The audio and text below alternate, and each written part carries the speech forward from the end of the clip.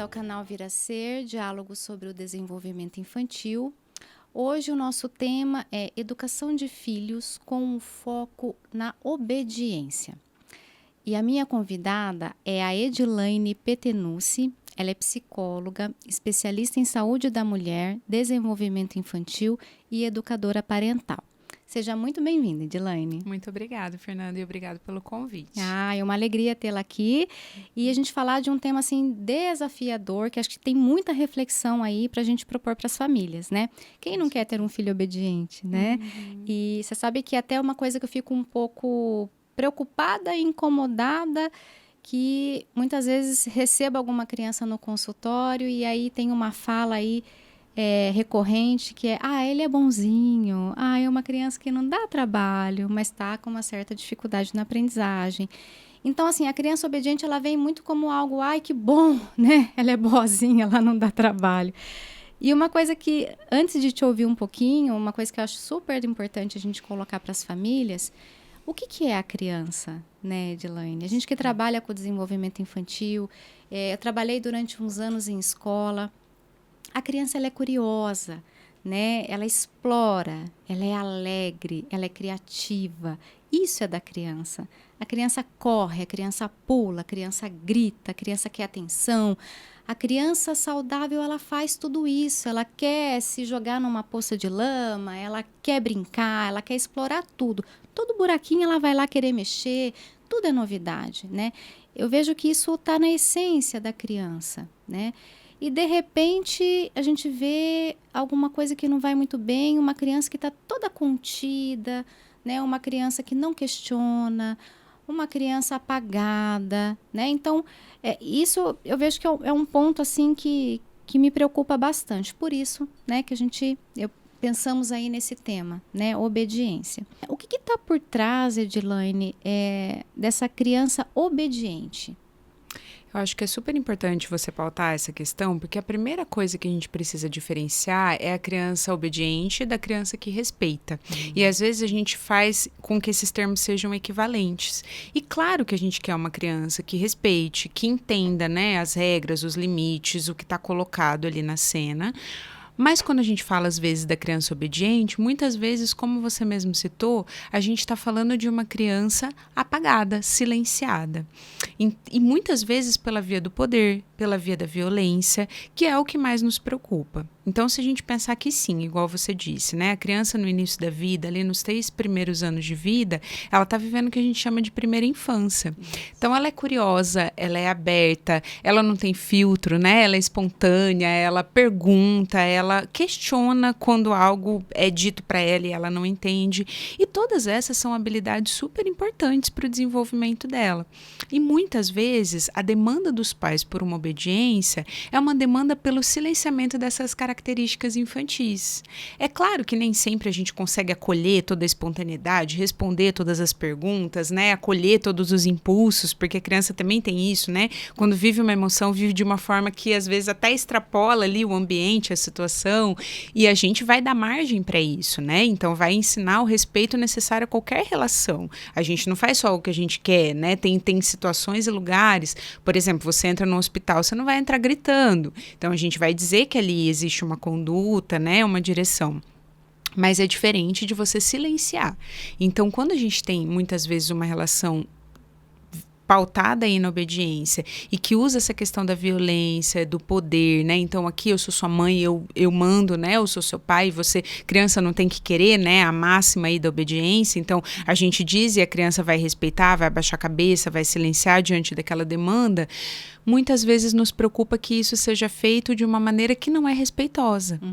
Você consegue dar um exemplo pra gente? É uma situação que a criança está ali querendo algo e que vem com os pais com uma imposição, né? Silenciando ali o querer da criança. Você consegue pensar num exemplo, assim, para ver se fica claro para as famílias, para ver se eles se identificam? Por exemplo, né? Eu não sei se cabe aí no que você está dizendo, mas ontem mesmo eu vivi uma situação parecida com essa. Eu fui buscar meu filho mais velho na escola e quando ele chegou no carro eu tinha 2 pacotes de salgadinho que estava ali no meio das compras. Ele olhou e falou assim, salgadinho. Daí eu expliquei que eu tinha comprado aquilo com uma intenção de um momento que eu ia passar a noite ali com meu esposo e que às vezes os adultos querem ter um momento ali entre eles. E ele não entendeu, óbvio, de pronto, porque ele estava super interessado no salgadinho. Qual que é a idade dele? Ele tem 5 anos. 5. Daí eu fui buscar meu filho mais novo na escola e quando eu voltei pro carro, ele disse assim, mas você sabe que esse salgadinho é para todo mundo? E aí eu poderia silenciá-lo e dizer assim, você não fala assim comigo que eu sou sua mãe e você me respeita. Respirei fundo na hora, porque era aquilo que eu queria dizer de pronto. Aí eu disse assim para ele, eu não gosto quando as pessoas falam assim comigo. Então, eu vou te ouvir quando você falar comigo com respeito. Fechei a porta, entrei, e aí ele disse assim, mãe, eu queria tanto participar desse momento à noite, eu queria tanto comer salgadinho. Ai, que graça. E aí eu pontuei para ele, olha, eu Ele acolho. reformulou, né? Sim, acolho.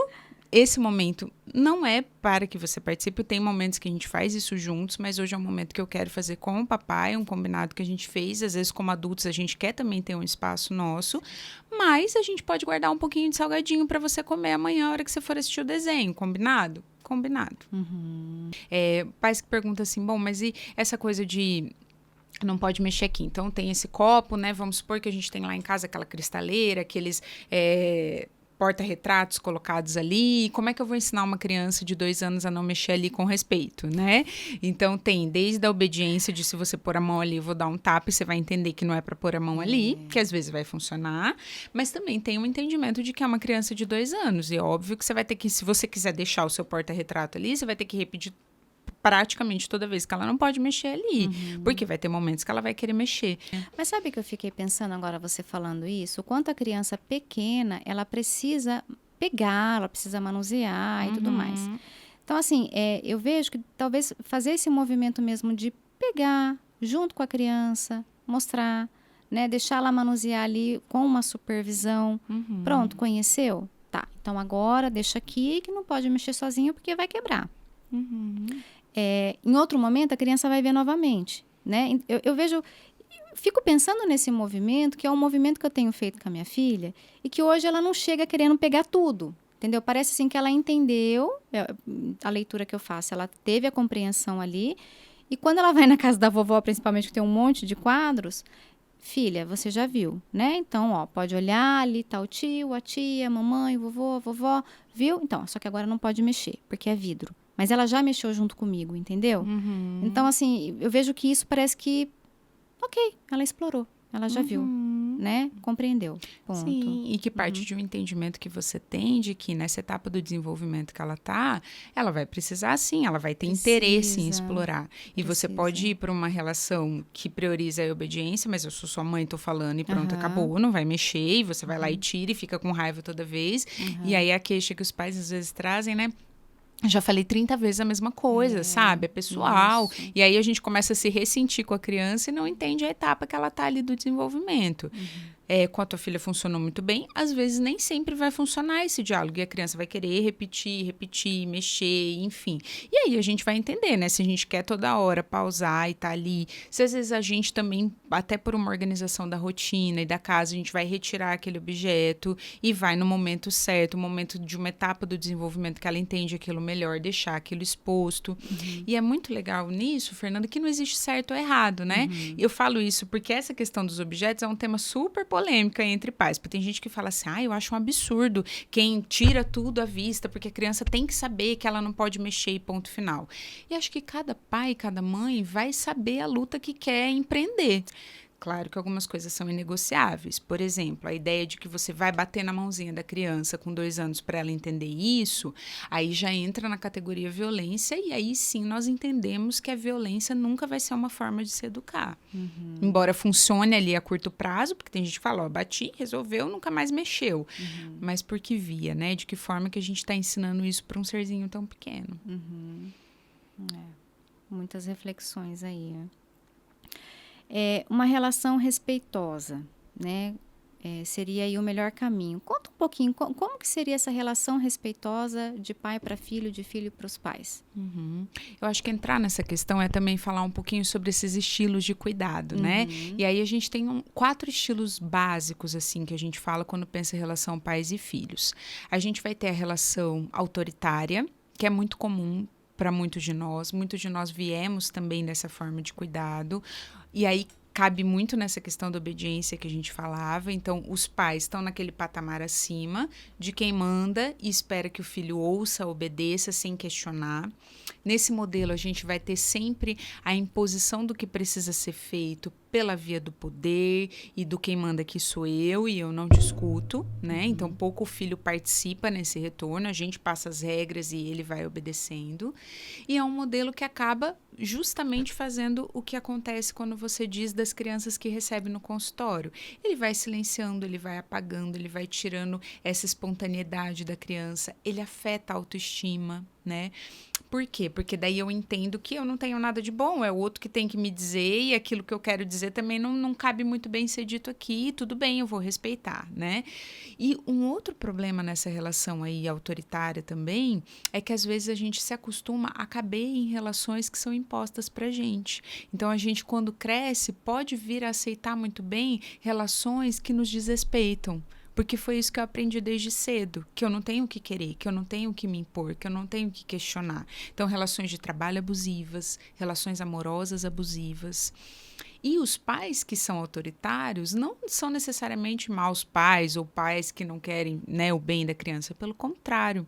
Muitas vezes eles se colocam assim porque entendem que esse é o jeito que você cria bons filhos. Pessoas honestas, pessoas de bem, são aquelas que obedecem, que respeitam as regras, que se colocam. Então, pais autoritários muitas vezes são aqueles pais com muito medo do futuro. Se eu não educar essa criança, o que vai ser lá na frente? Se ela retruca aqui para mim, o que será numa relação de trabalho futura? Então, sempre entende esse medo aí do futuro, do que se eu não colocar agora regras rígidas, essa criança não vai aprender. Muito comum a frase, né? A vida lá fora vai ser muito dura. Então, se eu tratar ele com muito amor e carinho, ele não vai aprender essa dureza da vida. Isso.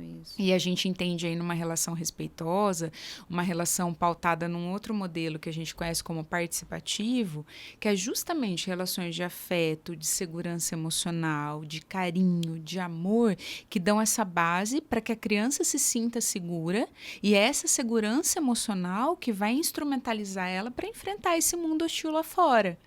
Então, se eu estou lançada num mundo hostil que me trata com violência, com competição, e eu sou uma pessoa insegura, com autoestima baixa, como é que eu enfrento essa dificuldade quando eu estiver sozinha lá fora? Nossa, fazendo agora um parênteses, pensando aí no mercado de trabalho, tenho contato com empresários, né? Então, assim, a gente sempre acaba conversando sobre, enfim, pessoas, trabalho, funcionários e tudo mais. A quantidade de jovens, adultos, super competentes no que precisa ser feito, mas com muita falta de habilidade na parte da inteligência emocional. Né? Então, assim, de pessoas foram demitidas, mas por uma questão mesmo das relações. Não era nem pela competência em executar aquilo que foi contratado para fazer, porque fazia muito bem. Mas precisava se relacionar com outras pessoas.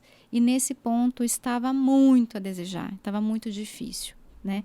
Cabe aí nisso que você está falando, né? Pode caber, com certeza. Até isso de eu ser competente, mas na hora H não conseguir fazer, né? Olha como Também. isso acontece desde cedo nas nossas relações com os pais, né? O quanto que a gente é colocado ali a experimentar. Eu vi esses dias um vídeo bem legal que circulou de uma menina que tentava colocar suco no copo, e ao colocar suco no copo, ela derrubava, e ela ia tentando várias vezes. E o quanto a condução desses erros é importante também. Porque a gente vai entender que a criança vai aprender à medida que ela experimentar. Às vezes a gente acredita que se eu ensinar, se eu disser como faz, de pronto aquela criança já vai ter capacidade de aprender. E algumas coisas é óbvio, porque a criança ela é uma caixinha de infinitas possibilidades. Algumas coisas só olhando ela realmente vai entender, mas algumas coisas ela vai precisar experimentar e com a habilidade que ela tem, com a coordenação que ela tem, ela vai conseguir fazer dentro da limitação da etapa que ela está do desenvolvimento. E às vezes, pela pressa, pela correria, pela nossa impaciência, pela forma como a gente organiza as rotinas, a gente não tem aberto espaço para experimentação. E se a criança não vive essa experiência de errar, de ser acolhida no erro, tô aqui rindo porque lembrei de uma situação exatamente que aconteceu hoje. Nem sempre a gente consegue super dar esse suporte. E tem hora que é claro que eu perco a paciência, que acontece um erro e eu tô ali saindo, enfim. E eu tava voltando da aula do judô com esse meu filho mais velho e tem ali onde a gente mora é um prédio e tem, sabe essas, me fugiu agora, mas essas paredes de hidrante que fica aquelas portinhas de ferro, assim? E aí tinha uma portinha de ferro e toda vez ele mexe naquela portinha, é um corredor, mora pessoas ali. Então a gente sempre fica assim, cuidado com o barulho, porque senão bate aquele negócio, é um estrondo no corredor. E aí hoje eu tava no meu momento bom, de paciência, cheguei em casa, ele abriu a porta e no que ele abriu aquela portinha, caiu um negócio de plástico que tinha ali. O negócio caiu no chão, a primeira coisa que ele fez foi olhar pra mim. Assim, o que minha mãe vai fazer agora? Aí ele olhou pra mim e eu falei assim, bom, filho, agora você tem que tentar colocar o negócio aí de volta. Você me ajuda? Falei assim, filho, olha e vê se você consegue. Aí, no que eu tava ali com um outro pequeno que tava tentando abrir a porta com a chave, porque eu tenho um de 2 anos também, e no que eu tava ali me distraindo nisso, e ele sozinho foi e colocou. Fechou, entrou em casa, ele falou assim, ufa, eu achei que você ia brigar comigo, né? Falei assim, pois é, filho, dependendo da situação, às vezes a mamãe briga mesmo, né? Mas olha que importante, você conseguiu resolver sozinho o que tinha acontecido ali. Então, é mais ou menos disso que a gente fala, né? Às vezes a gente atropela esse processo da criança. Tá vendo? Eu podia ter dito, né? O meu natural ali no momento mais explosivo seria, tá vendo? Quantas vezes eu já te falei para não mexer nisso? Tá vendo o que deu? E agora? O que a gente vai fazer? E isso, Fernanda, olha que importante. Se eu faço uma fala dessa, tanto é que ali na hora que ele derrubou, ele já deu aquela retraída, e se eu faço uma fala agressiva em cima disso, ele vai retrair ainda mais. E toda a energia que ele podia dedicar a pensar como é que ele vai resolver aquilo, ou se achar capaz de resolver, porque daí eu podia ter dito, agora eu quero ver, resolve aí, vamos lá, tô aqui olhando aqui. Você acha que ele ia conseguir resolver? Não, Bem né? provável que não, Pressão, né? Porque na idade que ele...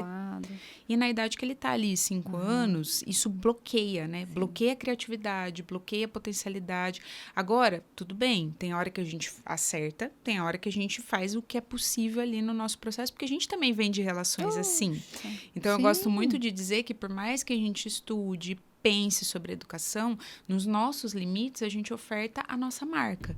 E eu mesmo venho de uma marca de uma educação mais violenta, mais repressora. Então, é algo que eu preciso trabalhar muito em mim para não reproduzir. Mas a criança que tem isso repetidas vezes, então ela é bloqueada, toda hora ela é bloqueada, toda hora é o medo, toda hora é a tensão, fiz alguma coisa errada, oh meu Deus, o que será? Vai bloqueando esse processo criativo e essa noção de que eu sou capaz, sim, de resolver. Eu vou tentar, talvez eu erre, mas eu posso tentar de novo. Quanta gente a gente conhece, né? Adultos, igual você cita, que até poderiam fazer, mas não querem tentar porque não querem errar. Exato. E não querem errar por todo o peso que o erro foi carregado ao longo da vida inteira. Exatamente. E por mais que seja uma frase batida, mas é errando que se aprende, né? Pelo menos na educação, eu não tenho dúvida disso, né? Você comentou dos modelos, né? Você falou um pouco sobre o autoritário. Qual mais? A gente tem daí o modelo permissivo, que é a gente sempre corresponde aí ao contrário, né? Mas é aquele modelo onde os pais vão dar muito, né, olhar para essa criança, mas vão também ser muito guiadas pelo desejo da criança. Então, onde o que a criança quer, a gente vai geralmente conduzindo. A gente ensina pouco, faz muito pela criança, para protegê-la dos erros. É uma coisa muito comum, né, que surgiu hoje em dia, esse medo da gente traumatizar a criança. Então, medo de falar não, medo de posicionar limite, mas e se a criança chorar? Mas será que isso vai marcar? E se faltar alguma coisa, o que será? E por mais que a gente precise ter esse cuidado para enxergar as demandas da criança, o que ela está querendo dizer com aquele choro, com aquele momento de explosão emocional, ainda assim, como pais, a gente precisa ser margem, né? Eu repito isso com muita frequência, porque entendo que essa noção de margem é muito importante quando a gente fala de estilo de educação. Porque as pessoas pensam assim, o contrário da obediência é a libertinagem, a falta de respeito e a criança fazer o que quer. E não é assim. A gente pode sim ter relações de respeito, ter um movimento de cuidado, de entender que existe um outro e uma série de coisas. Mas no modelo permissivo, a gente tem todo esse extremo cuidado. Então, a gente passa, às vezes, até a inverter os papéis. de quem é que dá a direção, quem é que conduz o processo de educação, porque a gente fica muito na dependência do desejo da criança. E isso também não é bom para a criança. Já viu aquela, e aí é outra frase do senso comum, né? Nem sempre que a criança pede é o que ela quer, às vezes a criança pede limites. Sim, a criança pede por essa condução, ela pede por esse contorno, ela pede por pais que também digam para ela que algumas coisas não podem, né? Que algumas coisas. E que façam isso de uma maneira amorosa e respeitosa. A gente vai ter nesse modelo permissivo crianças muito dependentes de atenção. Sabe aquela criança que quer que tudo seja dito ali na hora? Claro que isso é uma marca da infância também. A criança não tem isso de, espera a tua vez de falar. Ela quer falar, falar, falar. E a gente que vai poder dizer para ela, olha, espera um pouquinho que eu tô terminando essa conversa, eu quero te ouvir, mas eu vou terminar isso aqui que eu tô fazendo primeiro, né? E se você não tem essa pausa, então a criança vem e te fala, e aí ela passa a reproduzir isso também nos outros contextos, onde ela quer se falar, se colocar, não percebe o outro. Tem um pouquinho disso. Tem algum outro modelo? Tem sim. Tem o que a gente chama de negligente, que, ao contrário do autoritário e do permissivo, onde os pais estão entregues ali na função deles, só estão descobrindo como é que eles fazem esse papel, no negligente, os pais estão meio alheios àquele processo. Eles não têm um envolvimento efetivo com cuidado e educação dos filhos. Eles podem até gerenciar rotinas. Então, sabe, às vezes esse movimento que a gente faz, eu dou exemplos com muito cuidado, porque senão parece que pais que colocam em várias coisas. Então, a criança vai meio período na escola, depois vai no judô, na natação, já não sei aonde, não sei aonde. Então, a criança nunca está no envolvimento efetivo com esses pais. Isso está sempre terceirizado. Então, claro que às vezes existe uma demanda real de eu preciso trabalhar o dia inteiro. Essa criança fica sob cuidado de pessoas que eu confio, mas quando eu retorno, entendo que eu preciso de um momento de conexão com essa criança. Sim. Que não diz de hora de relógio, né? Não é 1, 2 horas, mas é Qualidade, esse olhar. né? E aí, filho, o que você fez durante o dia? Fez a tarefa? Como é que foi? Me conta como é que foi a tua experiência. E no negligente, a gente tem esse estar alheio a isso mesmo. Eu vou gerenciando ali a rotina, as coisas, mas eu não tenho um envolvimento, um desejo de acompanhar esse processo de crescimento. Isso vai ficando cada vez mais distante para mim. E a criança com mais demandas aí, né? Com certeza. Porque gera um comportamento aí que irrita os pais, né? A criança querendo estar todo momento com os pais, mas na verdade vem disso, né? Desse querer estar com os pais estarem o tempo todo fora por diversos motivos, trabalho e tudo mais, né? O que às vezes também acontece no modelo negligente é porque a criança também é muito esperta, né, Fernanda? Ela vai percebendo quando aquela demanda não... Porque assim, uma coisa é no permissivo, onde você sabe que você vai, vamos supor, uma relação permissiva. Trabalho o dia inteiro, logo a hora que eu chego em casa eu tô tão culpado que aí eu dou tudo que a criança quer, faço tudo que a criança quer e ela vai demandar cada vez mais. Isso às vezes acontece. Então, nossa, eu fico tão pouco tempo que a hora que eu vou chegar eu vou, né, impor limite, coisa. Não, né, deixa ser gostoso, que já caímos aí num permissivismo. No negligente, eu nem tenho esse envolvimento. Eu tô alheio mesmo a essa entendi. relação. E a criança, ela vai captando isso. Chega uma hora que ela não demanda mais. Se ela tiver, por sorte, alguém que faz essa função, porque às vezes a gente tem uma babá que super se vincula, ou avós que super abraçam, ou mesmo uma relação na escola muito bacana que sustenta também algumas coisas, isso caminha bem e a criança vai direcionar essas necessidades para esses outros espaços. Quando ela não encontra isso, ou isso é muito volátil, cada semana tá com uma babá, ou lá na escola também fica, porque na escola tudo fica mais dissolvido, né? Uma vez que as figuras de referência estão divididas ali para todas as crianças. Então, se a criança não encontra essa correspondência, imagina o efeito disso numa fase da vida, e aí é muito importante citar que na primeira infância a gente está se construindo como ser humano. E a gente faz essa construção com referência nas doses bases de afeto. Então, quem cuida de nós? Às vezes a gente localiza muito isso na mãe, por conta do processo de gestação, de amamentação, desse vínculo geralmente esperar-se que se dê ali com a mãe, mas isso não é uma regra, porque às vezes essa mãe não pode estar disponível por falta de desejo, ou por falta de condição, por algum adoecimento, pela ausência física mesmo real, e outra pessoa pode fazer essa função. Mas quem puder cuidar e olhar para essa criança é quem vai ser o chão que vai lançar essa criança para a vida. Então, vamos pensar, a criança ela está se construindo enquanto ser humano e ela se constrói a partir dessas referências de afeto. Quando eu estou sofrendo, quando eu estou desamparado, tem alguém que me acolhe? Esse alguém que me acolhe me direciona para a vida? Essa direção é feita pela via da violência, da imposição? Ou tudo que eu quero é me dado? Como é que eu vou também crescer com esses referenciais de que, né, tô eu no mundo, mas existem outros nesse mundo também? Então, entende qual é a importância de quem nos coloca nesse mundo e como vai também conduzindo essas relações? Sim. E aí a gente entra no quarto modelo, né, que é o modelo participativo, que vai entender o desenvolvimento dessa criança, vai entender que ela tem necessidades específicas de acordo com a idade, isso vai se transformando e vai basear a educação e a relação de pais com crianças pela via do respeito, sem uso de punição, de violência física, verbal ou emocional. É uma relação de respeito. Tanto é que o respeito mútuo é um dos pilares desse modelo de educação. Então, a gente tem hoje o que a gente chama de parentalidade positiva, que significa o quê? Esse conjunto de práticas, esse olhar e esse cuidado dos pais que vai ser baseado nesse respeito mútuo, que é o quê? Eu te respeito e você me respeita. Então, você não vai me obedecer porque eu sou seu pai e estou te mandando. Você vai me respeitar da mesma forma como eu te respeito. E da mesma forma como você precisa respeitar qualquer outro ser humano. Porque é assim que a gente se relaciona enquanto seres humanos. Pela via do respeito, da escuta. Então, eu escuto meu filho para que ele também possa me ouvir. A gente fala, nossa, meu filho nunca me ouve. Mas eu também não deixo ele abrir a boca numa discussão para dar o ponto de vista dele. O exemplo da batatinha, podia ter falado assim, não é para você, e ponto, acabou, e você não fala assim comigo. E olha o quanto que eu pude ouvir também dele. E quantas vezes eu não escuto também, porque estou atravessada ali por questões. Então, o respeito mútuo que implica esse mútuo é a grande palavra, né? Aquilo que eu desejo que meu filho faça, eu também preciso fazer. Não grita com o seu irmão, não bate no seu irmão, mas eu sou aquele que grito para na hora de dar uma orientação, na hora de dizer alguma direção.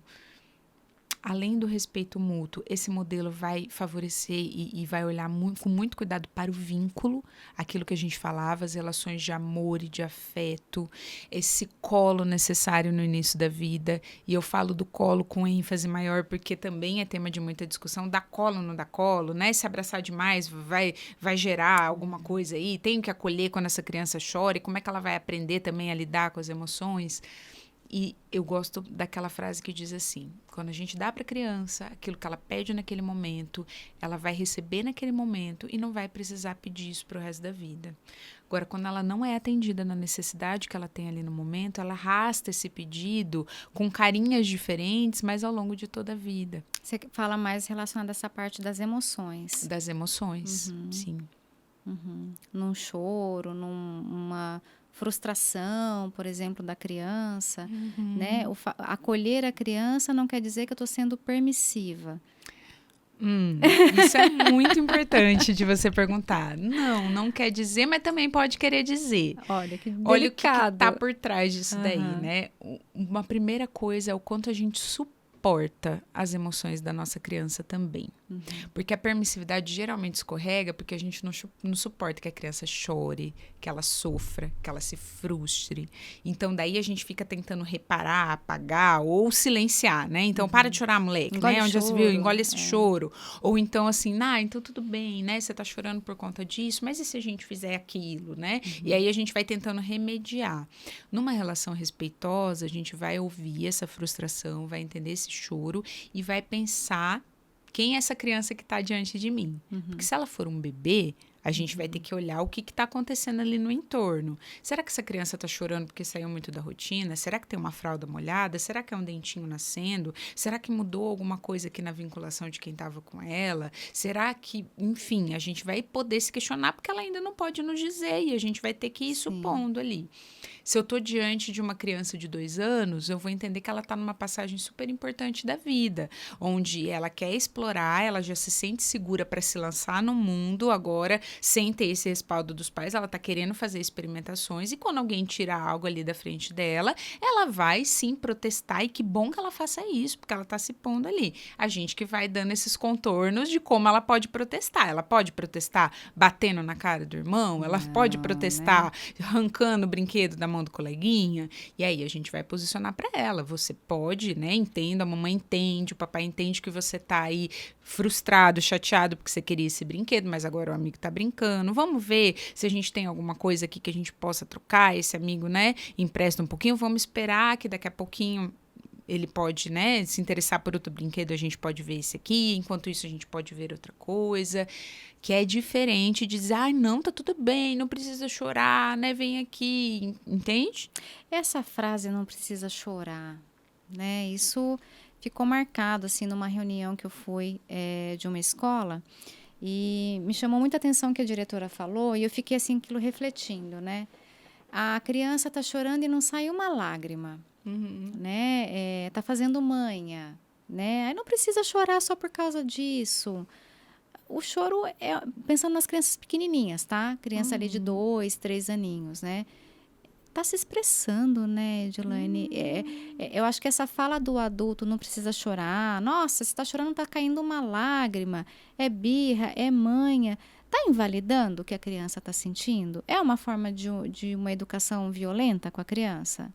Com certeza, assim, que tá invalidando fato, né? Principalmente porque você disse que isso está acontecendo com crianças de 2 a 3 anos que estão se abrindo para essa questão da fala e a gente entende que por mais que às vezes falem já um repertório bom de palavras, isso de poder expressar o que sente em palavra é uma habilidade que a gente vai desenvolvendo aos poucos. Sim. E isso que você conta é muito importante, Fer, porque às vezes eu escuto muito isso, mas a criança já fala, ela já entende. Isso. Ela entende, mas daí a essa fala expressar o que eu estou sentindo, nem a gente adulto consegue, não é? Muitas vezes você tá ali de carrancudo, alguém tá te perguntando o que você tem, e até você conseguir transformar aquilo que você tá sentindo em palavra, você já bateu porta, você já, né, fez N coisas, você já fechou cara, você já...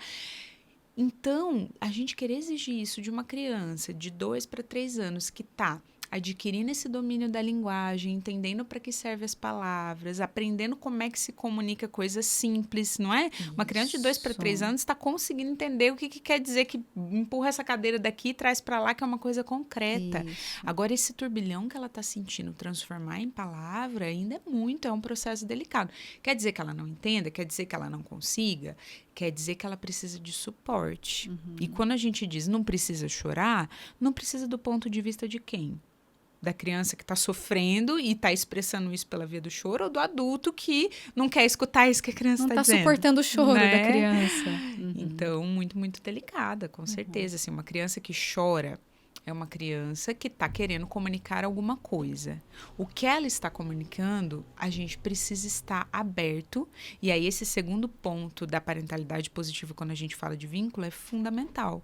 Porque se eu não estou conectado com essa criança, eu não estou conectada com as necessidades emocionais dela, eu não estou conectada nessa relação com ela, esse choro vai me incomodar muito. Porque eu vou entender que ou eu tenho que calar ele, ou eu tenho que fazer alguma coisa para ele acabar. Quando, na verdade, o que a gente precisa é, junto com a criança, decifrar do que ela está chorando. Ajudá-la a entender, né, o que ela está sentindo. E uma coisa muito comum, assim, também que eu tenho observado, tanto nas crianças que eu atendo, como nos próprios pais, assim, nos adultos, a dificuldade de localizar as emoções, de dizer o que está sentindo, né? Porque vem disso, né, Edilane? Lá de trás mesmo, né? Sim. Dessa falta faltou uma acolhida, um entendimento, um trazer o que significa aquele mal-estar. Não é? Com certeza. E aí você entra no terceiro ponto, que é um dos pilares também da parentalidade positiva, que vai ser o equilíbrio emocional. E quando você diz isso, né, Fernanda, eu digo isso com muito carinho para os pais e para as mães. A gente não foi educado para termos equilíbrio emocional, para lidar e reconhecer as nossas emoções. Quem daqui aprendeu quando criança a nomear diferentes emoções? Não. Era basicamente alegria e tristeza. E aí, quando adultos que a gente vai conhecendo, e aí a depender do quanto que a gente teve a oportunidade de viver processos de autoconhecimento ou de reflexão sobre o que a gente sente, a gente vai poder transmitir isso para os nossos filhos ou não. Então, às vezes, esse convite a uma parentalidade positiva, e que é super legal, porque uma das premissas desse olhar é que a gente, como pai, reconheça as nossas próprias emoções. Eu queria até citar um livro que depois a gente pode deixar na descrição do vídeo, né? Uhum. Eu gosto muito desse livro aqui que chama Pais e Mães Conscientes, e ele vai falar justamente desse processo da gente se perceber enquanto a gente está cuidando dos nossos filhos. A gente vai percebendo o quanto que algumas situações cotidianas, elas são gatilhos, né? Essa palavra está muito conhecida ultimamente, mas elas acionam, elas são aquele dedinho na ferida. Tem algumas coisas ali no cuidado com os nossos filhos que tiram a gente do sério de uma maneira que a gente não consegue entender. Ou causa, parece um dedo ali na ferida da nossa história, ou deixa a gente muito irritado, ou faz a gente ficar mudo e surdo, parece que a gente não enxerga o que a criança está falando, porque vai também falando das nossas lacunas emocionais. Então, a gente reconhecer os nossos sentimentos é uma premissa básica para a gente conseguir dar suporte para essas crianças lidarem com os sentimentos delas. É muito comum a gente dizer assim, não pode bater no amiguinho que te irritou aí. O amigo vai lá, toma o brinquedo dele. Você não pode bater no amiguinho, você não pode ficar com raiva. Como assim, né? Pode ficar com raiva. Pode ficar né? com raiva, você não pode bater no amiguinho. E o que você pode fazer quando você tá com raiva? Essa lacuna a gente ainda não consegue suprir. Não. A gente diz o que não pode fazer, mas a gente não oferece repertório do que essa criança pode fazer. E a gente não faz isso porque nem a gente sabe o que a gente faz quando a gente tá com raiva. A gente está aprendendo a lidar, né, com a raiva, com a frustração, com a inveja, com o ciúme, que são sentimentos naturais no ser humano. E eles são abafados ao longo da infância, né? Você fala que você veio de uma educação violenta, opressora. Eu também venho de uma educação assim, onde raiva, inveja, isso daí você não pode sentir, né? E é natural do ser humano, tá? Eu sinto, como que eu vou lidar com isso daí? Né? Então, eu vejo que é esse o caminho, né, Edilane, da gente falar disso com os filhos, mas tem que localizar, a gente tem que localizar isso agora, né? Sim. Enquanto adultos, né? Sim, e ajuda muito a gente se pôr nas experiências junto com as crianças ali também, né? Outro dia eu vi um post super legal sobre isso que dizia assim, o pai falando, né, para a criança assim, empresta os seus brinquedos, onde já se viu você não emprestar os brinquedos, mas o pai não quer emprestar o carro para nenhum amigo, não quer nem que o filho sente ali e coma alguma coisa. Então, o quanto que a gente também ensina sem ensinar, né, ensina com as nossas atitudes, com o nosso jeito de lidar.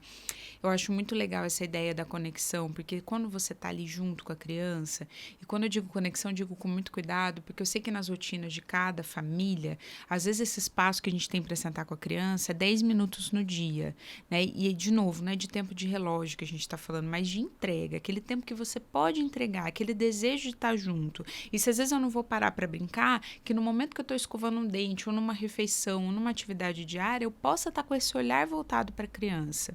Porque o que tem acontecido muito, Fernanda, é que a gente vem das nossas rotinas de trabalho, das nossas organizações diárias, e a gente está sempre com a cabeça naquilo que ficou. A gente não dá aquela desligada antes de entrar em casa, antes de pegar o filho na escola, aquele respiro assim, opa, né? Agora eu tô indo encontrar minha criança, tô indo chegar em casa. E aí mudou, né? E vou tentar estar ali presente. E às vezes, quando a gente faz as experiências com as crianças, a gente pode reconhecer melhor com ela o que ela pode estar sentindo, porque às vezes ela vai precisar de ajuda. Por exemplo, às vezes ela está tendo a famosa birra, né? Não gosto muito desse termo, porque eu acho que ele engaveta tudo que há de subjetivo. E para cada criança, essa birra vai ser a expressão de uma coisa diferente. Sim. Por que será que meu filho está tendo uma explosão emocional nesse momento? Como é que foi esse dia? Será que ele está muito cansado? Será que veio para o mercado com fome? Será que, né, não queria passar na casa desse parente, mas a nossa rotina fez com que ele passasse? O que está acontecendo ali? E aí a gente poder nomear isso com a criança também, né? Quantas e quantas vezes, filho, será que você não tá assim? Por que também não dormiu direito? A gente fica mais irritado, talvez você esteja com fome, né? E ir observando. E a gente vai conseguir dar suporte para a criança poder nomear o que ela está sentindo. E não é a gente que vai pôr o sentimento nela, mas como adultos. E aí que é importante a nossa função. E a gente está dentro de um modelo que considera isso. Porque como adulto, sim, às vezes eu vou precisar ajudar a criança a nomear aquilo que ela está sentindo. Mamãe percebeu que você ficou meio diferente quando fulano chegou, né? Como que você se sentiu com isso? Ou às vezes olhar mesmo a situação e poder dando nomes para aquilo também. Sim. Sabe, partilhando, né, com você, com o pessoal, realmente é muito difícil quando você tá em algum momento, assim, com o filho, né, que toca ali na ferida e vem uma explosão da criança e você ter ali, tá centrada e conseguir conduzir de um jeito, né, amistoso, respeitoso. O que a gente decide para a vida, que nem eu optei voltar a trabalhar, eu queria muito voltar a trabalhar, tive meu tempo ali com 100% na maternidade, mas eu senti que no momento eu precisava voltar, né, a minha rotina profissional, com bem menos intensidade, né, dando qualidade também de tempo com a minha filha. Só que minha filha hoje tem 2 anos, então eu estou trabalhando um pouquinho mais porque ela está indo para a escolinha. Mas eu vejo que o dia que eu estou muito cansada, quando eu chego em casa, né, do trabalho, rotina da casa, eu chego sem qualidade para ela, né? E eu observo assim, eu recebo muitas mães que falam disso, né? Fernanda, eu tô muito cansada. Eu chego em casa, a única coisa que eu quero é dormir, né? E não dá, né? Porque daí tem toda uma dinâmica em casa, né? Aí você e o marido vai fazer comida, vai organizar não sei o quê, vai dar banho no filho, vai organizando espaço, janta, tudo, mas não dá para fazer aquilo que a gente quer, né? Também não sou a favor da receita, eu acho que cada um tem ali, né, a sua história, tem que buscar o melhor funcionamento. Mas o que você diria para essas famílias? Porque eu vejo que é uma queixa comum, eu vivo isso, né? Acredito que você também, né, por conta da dinâmica. Como tentar fazer desses momentos, minimizar um pouco esse incômodo? Acho que a primeira premissa aí é que o respeito é um respeito mútuo. Não adianta a gente querer olhar com esse respeito e cuidado para a criança e a gente ser desrespeitoso com a gente mesmo. Porque olha que importante, a gente está tentando construir um modelo diferente de cuidado com as crianças, mas a relação que a gente faz com a gente mesmo ainda é extremamente violenta. A gente se cobra, a gente se pune, a gente acha que a gente está sempre em dívida com essa criança, que a gente não está oferecendo o melhor, que se a gente não oferecer os 5 elementos, né, agora são 6 ali no prato, as 6 cores diferentes, se a gente, né, não deixar sem tela o tempo todo, se a gente não... A gente precisa escolher as batalhas que a gente vai lutar. A gente precisa conseguir se respeitar. Porque se a gente estiver no nosso limite, se a gente estiver cansado o tempo todo, não basta só o desejo. Existe um limite real do nosso corpo. E quando a gente faz uma escolha, e aí cada família vai fazer a sua. Então, escolho voltar para o trabalho. Eu preciso ter consciência de que eu vou me dividir em 2 funções que me exigem muito, o trabalho e a maternidade. E o que a gente quer fazer é voltar para o mercado de trabalho e cumprir 3 funções com excelência. Quero cuidar bem da casa, quero trabalhar muito bem e quero ser uma ótima mãe. Não fecha a conta. E a gente precisa se conciliar com isso, que não vai dar para fazer tudo que eu espero, ou que eu planejo, ou que dizem que é bom para as crianças. E lembrar que o que é bom para a criança, o que é fundamental numa relação com a criança, que eu veja essa criança, né? Que eu enxergue, que eu escute. Se essa escuta vai acontecer ali quando eu estou dirigindo o carro de volta para casa, enquanto eu estou preparando alguma coisa. E aí, essas receitas são perigosas porque tem gente que fala assim, chama a criança para fazer o jantar junto. Se eu tô num momento que eu tô querendo acelerar as coisas e fizer alguma coisa junto, aí que eu promovo desconexão. Mas tem gente que faz isso super bem. Cozinhe junto você, então. E você, Fernanda, né? E você, Edilane, como a gente vai achar o nosso tom? Do que a gente vai abrir mão? Como que essa relação, essa dinâmica familiar pode ser respeitosa comigo? Porque a hora que eu me respeitar, eu me cobrar menos, eu aceitar o meu possível, eu logicamente começo a fazer isso com a criança também. Eu vejo em muitos pais isso, a gente quer tanto fazer o melhor, tanto não errar, tanto dar todo o suporte emocional, não traumatizar essa criança, oferecer tudo de bom e do melhor. E com a gente é tão duro que no nosso limite, o que a gente devolve para essa criança? Você acha que é o afeto ou a dureza? Vem a dureza, né? Porque como é que eu vou, né, aceitar que alguém seja tratado com tanto carinho e afeto se eu sou tão rigoroso comigo? Então começa na gente. Essa relação começa na gente. Por isso, né, o pais e mães conscientes, como é que eu tô tratando a minha história, a minha capacidade e possibilidade? Começa em nós. É o caminho. É o caminho. Oi, Edilane, tem uma tirinha aí que circula, né, pelas redes sociais, Até tá disponível aí, ó, vai aparecer para vocês aí. De uma mulher falando para a filha, né? Querida, quando você crescer, quero que seja assertiva, independente e determinada. Mas enquanto você é criança, eu quero que seja passiva, adaptável e obediente. Tem um buraco aí nisso. Opa! Em conversa com algumas famílias, eu vejo assim, é bem isso, né? É o filho real que os pais têm, muitas vezes que difere daquilo que deseja, né? E os planos que eles fazem lá para o futuro, né? Então, eles querem um filho adaptável àquilo, né? Obediente, mas que lá no futuro seja brilhante, autoconfiante, né? Tem aí uma vida muito realizada, feliz e tudo mais. Fala um pouquinho disso pra gente, né? Como organizar tudo isso daí? Eu acho que isso é super interessante, né? Essa tirinha é bacana demais, porque ela vai falar bem desse processo que a gente faz. Se eu pedisse para vocês, né, pensarem aí quais são os principais desafios que vocês enfrentam hoje com os filhos, quais são as queixas que vocês trazem, né, que os pais trazem. E quando a gente faz uma lista dessas queixas, você pode até fazer esse exercício depois aí com calma. Lista, né? Quais são as características, quais são os desafios de comportamento que você tem hoje? E quais são as habilidades que você deseja que seu filho tenha no futuro? Para muitos, essa lista vai corresponder.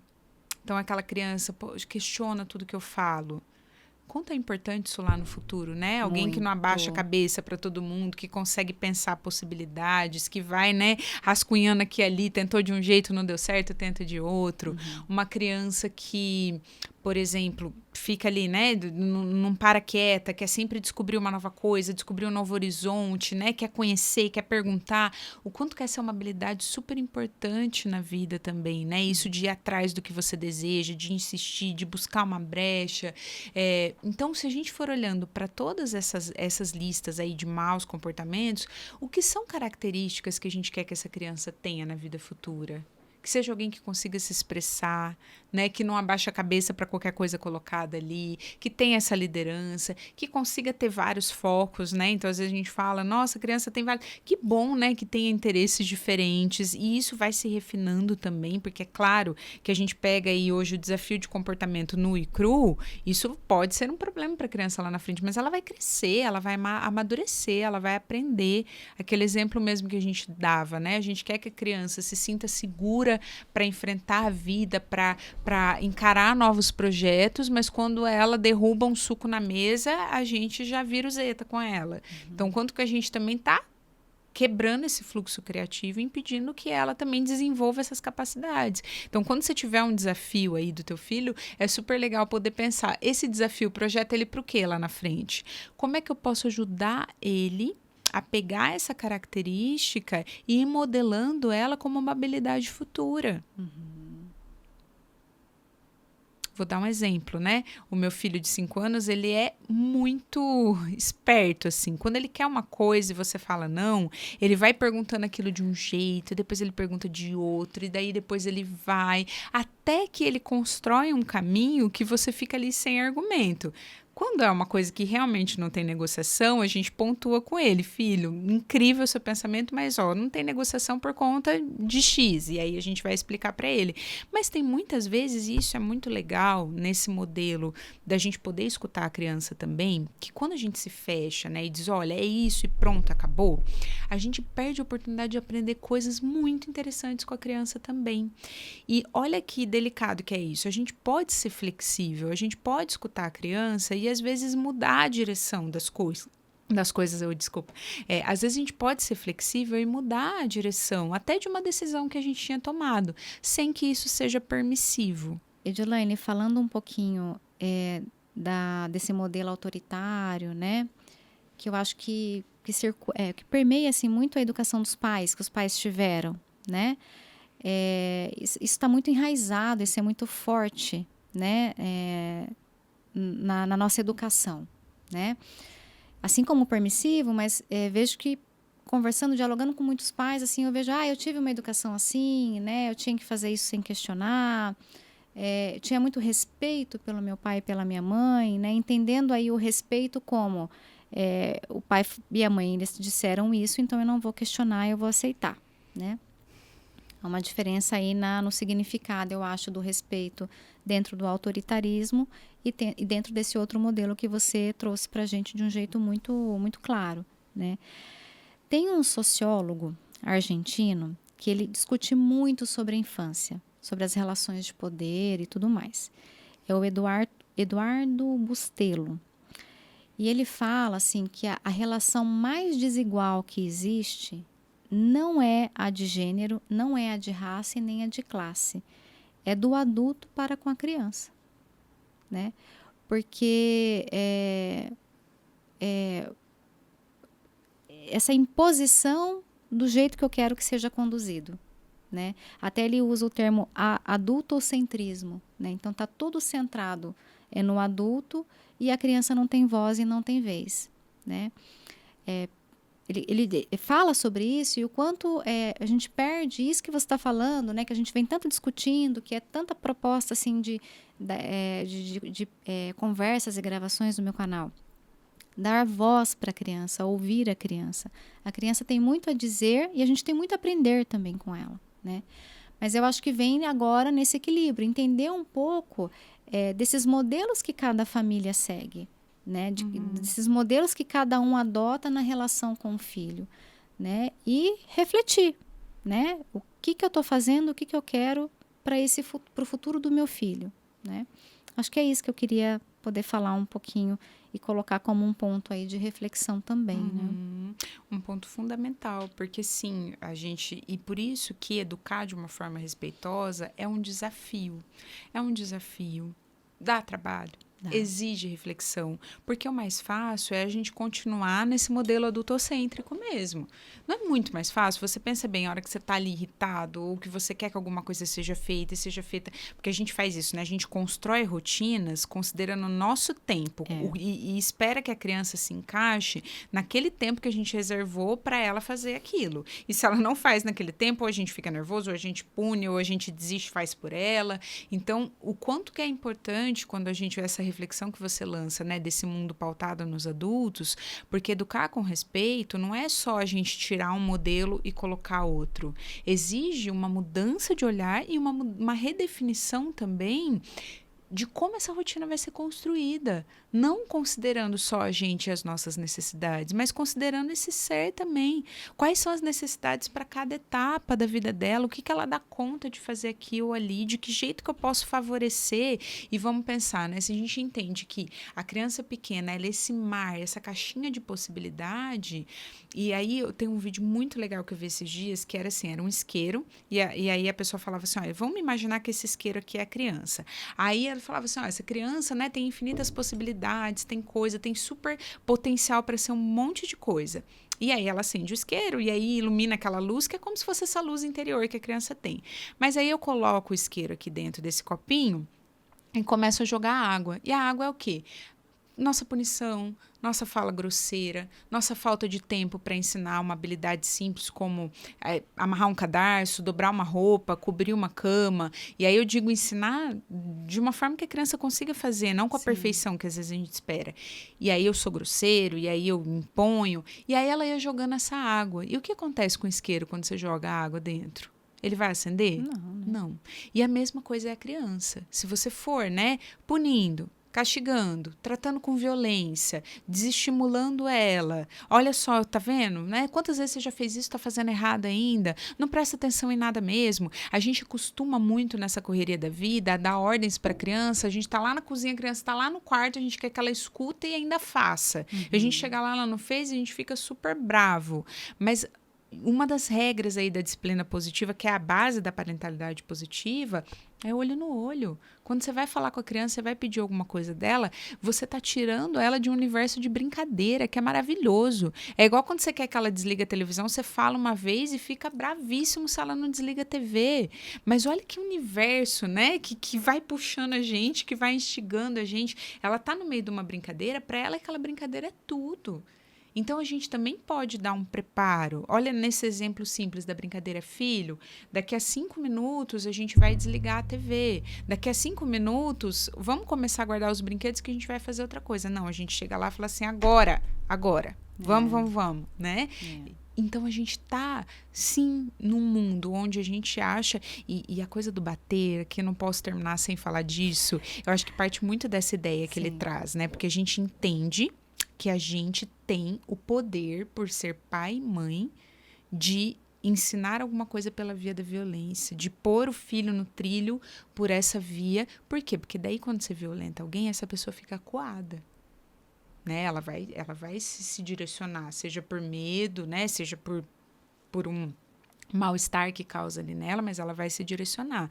Isso funciona a curto prazo, mas provavelmente não vai ensinar habilidades para a vida inteira dela. Porque daí a gente tem geralmente 2 movimentos diante de uma criança que apanha, que é punida, que é castigada. Ou ela vai se silenciar e com o tempo ela vai parar de reagir, porque ela sente que não pode fazer isso, e olha o efeito disso a longo prazo, olha como isso predispõe ela a relações abusivas, a também se sentir inferior diante das situações, ou ela vai reagir com cada vez mais força. E aí vai chegar uma idade na vida que essa conexão acabou, que ela vai entender que você já não tem tanta força assim diante dela, e ela vai buscar a força dela no mundo. Aí chega na adolescência, né? Os pais falam que perde o controle, né? Nos 2 casos você vai perder a conexão.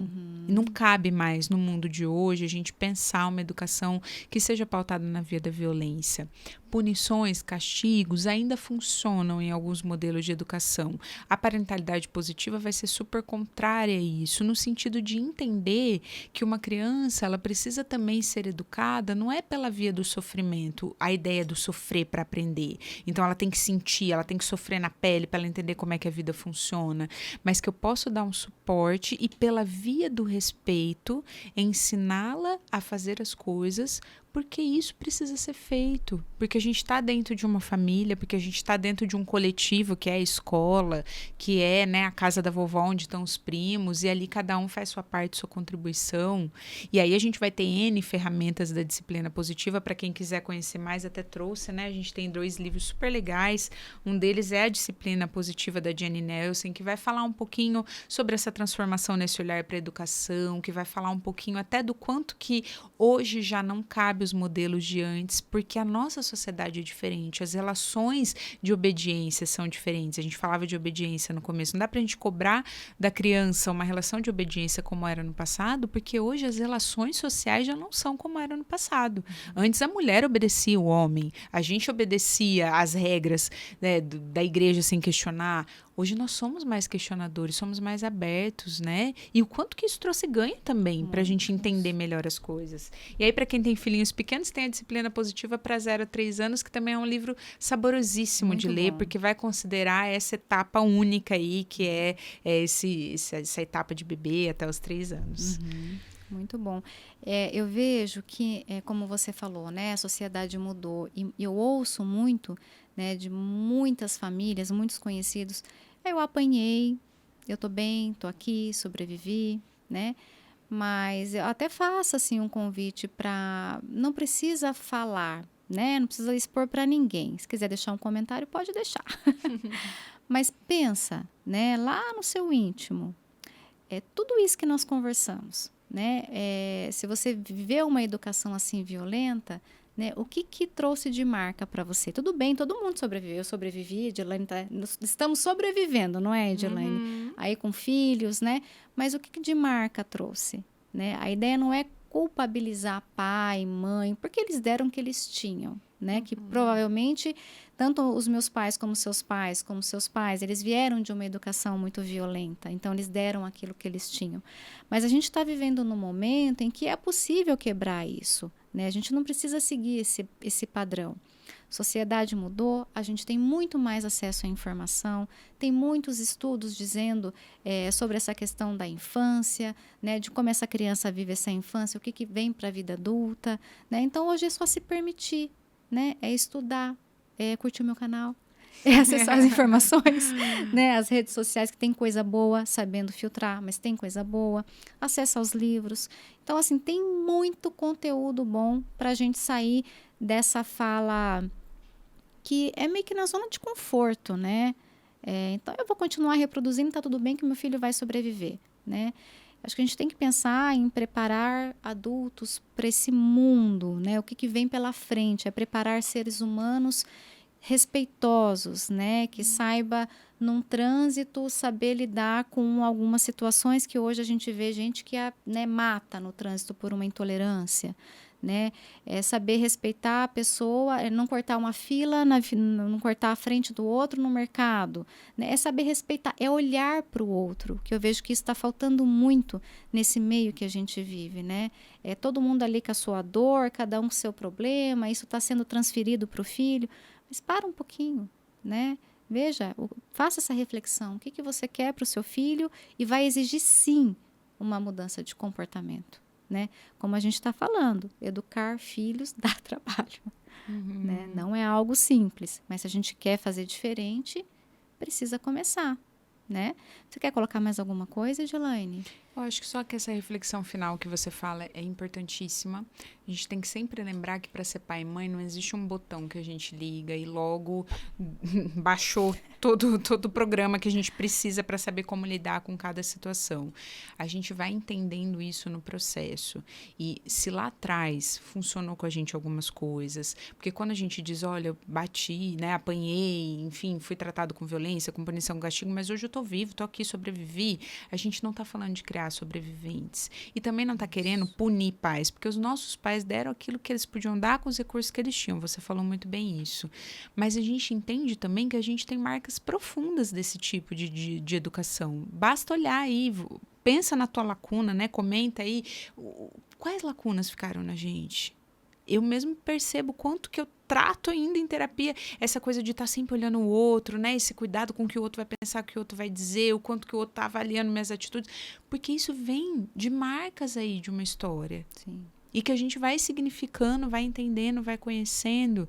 Mas se a gente puder dar condições, a gente não vai proteger nossos filhos de tudo, não quer dizer que eles vão ser 100% assim, mas a gente já melhora essa geração. Porque, igual eu falei, nos nossos piores momentos, a gente entrega aquilo que também são nossas marcas. Mas imagina uma geração melhor. E os nossos filhos, quando tiverem seus filhos, mais respeitoso, até que a gente entenda que não exista mais isso, da gente vir ferido de dentro dos nossos lares. Já pensou quando chegar isso? Que lindo. Aí. E aí agradeço o convite aqui do teu canal, porque dialogar sobre isso eu acho fundamental para um canal que chama Vir a Ser. Exato. Então, quanto relações respeitosas permitem que esse vir a ser possa ser com muita possibilidade. É isso aí, eu que agradeço. Obrigada.